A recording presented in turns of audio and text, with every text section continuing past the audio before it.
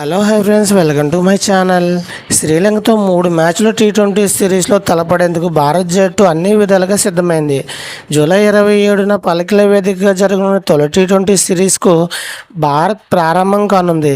ఈ క్రమంలో తొలి టీ20 ముందు Bharat assistant coach Ryan ten Doeschate జట్లో చేరాడు. ఈ టీ20 వరల్డ్ కప్ 2024లో coaching star Rahul Dravid and co పదవి కాలం ముగిసిన సంగతి మీ అందరికీ తెలిసిందే. ఒక ఫీల్డింగ్ కోచ్ దిలీప్ మినహా మిగతా ఎవ్వరూ కాంట్రాక్టర్లను బీసీసీఐ పొడిగించలేదు. ఈ క్రమంలో భారత జట్టు హెడ్ కోచ్గా మాజీ ఓపెనర్ గౌతమ్ గంభీర్ ఎంపికయ్యాడు. అయితే సపోర్ట్ స్టాఫ్ ఎంపిక విషయంలో గంభీర్ బీసీసీఐ పూర్తి స్వేచ్ఛ ఇచ్చింది.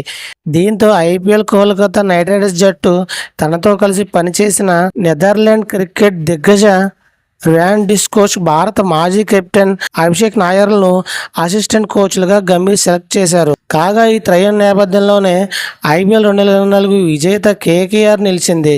ఇక ఈ టీ20 సిరీస్తో భారత హెడ్ కోచ్ గౌతమ్ గంభీర్ కెప్టెన్గా సూర్యకుమార్ యాదవ్ స్థానంలో మొదలు కానుంది. ఈ పర్యటనలో భాగంగా టీమిండియా ఆతిథ్య జట్టు 3 టీ20లు 3 వన్డేలు సిరీస్ ఆడనుంది. ఇది ఫ్రెండ్స్, వీడియోస్తో లైక్ చేయండి, షేర్ చేయండి, తప్పకుండా మన ఛానల్ సబ్స్క్రైబ్ చేసుకోండి.